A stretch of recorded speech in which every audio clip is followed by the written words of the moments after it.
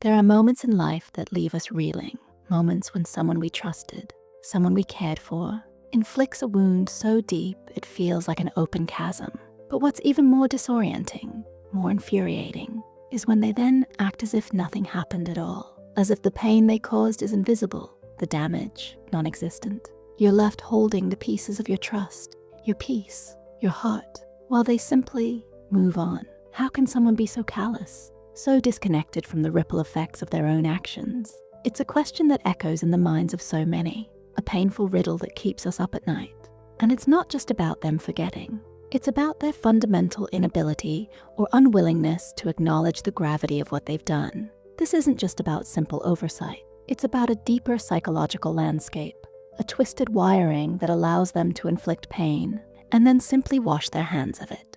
Today, we're going to explore 8 powerful reasons why people hurt you and then act like nothing ever happened. Understanding these reasons isn't about excusing their behavior, but about empowering you.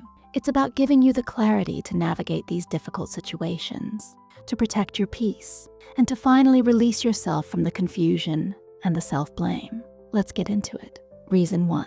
They're trapped in a web of denial. Denial isn't just ignoring something, it's a powerful psychological defense mechanism.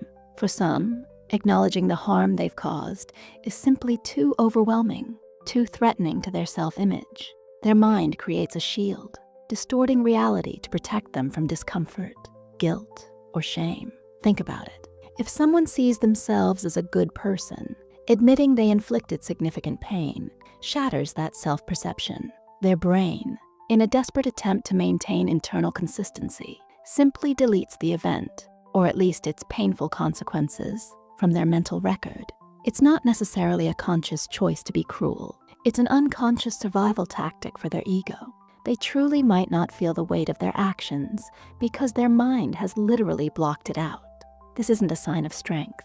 It's a sign of profound weakness and an inability to face uncomfortable truths about themselves. Reason 2. They project their own flaws onto you. This is where things get truly insidious. Instead of owning their actions, they flip the script entirely, projecting their own faults, insecurities, and even their aggression onto you. Suddenly, you're the problem. You're too sensitive. You're overreacting. You're remembering it wrong. This isn't just about deflecting blame. It's about making you carry the burden of their guilt. They accuse you of the very things they are doing. If they're being dishonest, they might accuse you of lying. If they're being manipulative, they'll say you're trying to control them. This tactic keeps them feeling superior and unburdened, while leaving you questioning your own sanity, your own memory, and your own worth. It's a masterful, albeit cruel, way to avoid accountability by making you responsible for their actions. Reason 3. A profound lack of empathy. Some individuals simply lack the capacity to genuinely understand or share the feelings of others. For them, emotions are abstract concepts, not felt experiences. They might intellectually know that their actions cause distress, but they don't feel it on a visceral level. This isn't about being momentarily distracted or insensitive. It's a fundamental deficit in their emotional wiring. Without empathy, there's no internal mechanism that triggers guilt, remorse, or the urge to apologize. Your pain is just information, not something that moves them to compassion or prompts a change in behavior. This is particularly common in individuals with narcissistic traits or antisocial tendencies. For them, your tears, your hurt, your struggle, it's all just background noise, irrelevant to their own immediate desires or comfort. Reason 4. They prioritize self-preservation above all else. At a very basic level, humans are wired for self-preservation, but for some, this instinct is amplified to an extreme, overriding any sense of responsibility or moral obligation. Their primary goal is to protect themselves from any discomfort, any criticism, any accountability. This means avoiding difficult conversations, sidestepping apologies, and maneuvering situations so they always appear blameless. Admitting wrongdoing feels like a threat to their safety, their reputation, or their sense of control. For them, maintaining a flawless image, even if it's a fabricated one, is paramount. They will sacrifice your feelings, your trust, and your well-being on the altar of their own self-interest.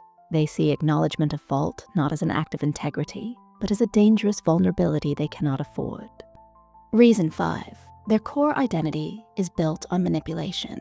For some, control and manipulation aren't just tools. They're the very bedrock of their personality. They operate from a place where every interaction is a strategic game, and every person is a pawn. Causing harm, then denying it, is just another move in their elaborate scheme to maintain power. They might gaslight you, making you doubt your own perceptions. They might play the victim, twisting the narrative so they appear to be the wronged one. They might even use charm and charisma to disarm you, making you question if you ever truly experienced the pain they inflicted. Their goal is to control your reality, your emotions, and ultimately your actions. By acting like nothing happened, they send a clear message. I control the narrative, not you. Your feelings don't matter. This is a profound disrespect for your autonomy and your very reality. Reason 6, a distorted sense of reality and entitlement. Finally, some individuals live in a highly distorted reality where their desires and needs always take precedence. They feel entitled to what they want, and anyone who gets in their way, or any feelings they trample, are simply collateral damage. They genuinely believe their actions are justified, or that they are above reproach. This can stem from a deeply ingrained sense of superiority, often developed in childhood, where their wants were consistently prioritized and consequences were rarely enforced.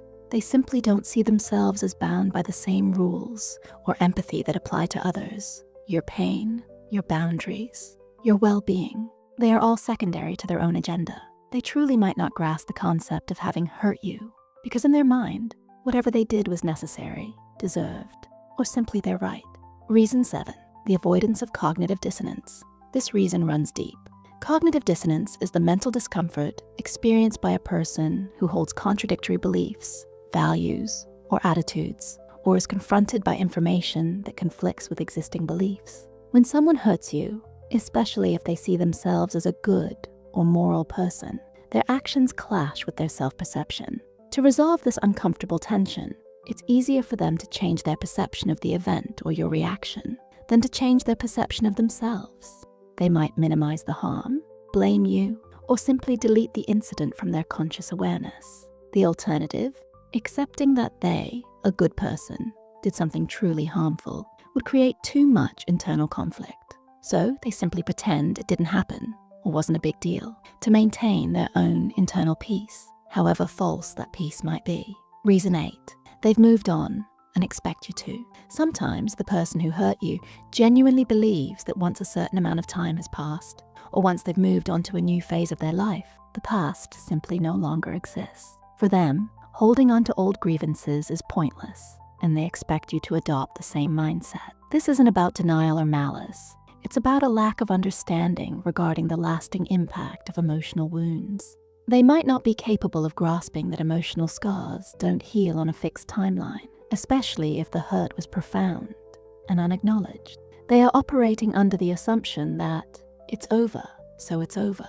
This mindset, while seemingly simple, dismisses your ongoing pain and the need for closure or accountability, leaving you feeling invalidated and alone in your lingering hurt. Understanding these 8 reasons can be incredibly validating. It tells you that you're not crazy for feeling what you feel. It tells you that their behavior isn't about you being flawed.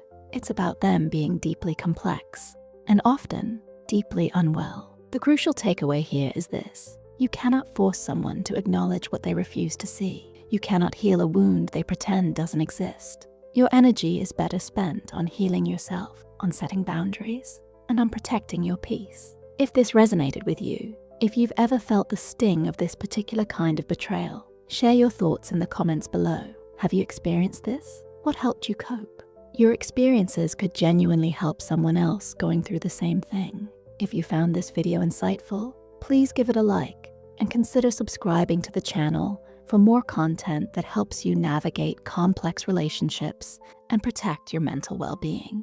And if you're dealing with manipulative patterns, you might find my previous video, 9 Dirty Tricks Narcissists Play When You Are Too Strong, incredibly helpful. Thank you for watching.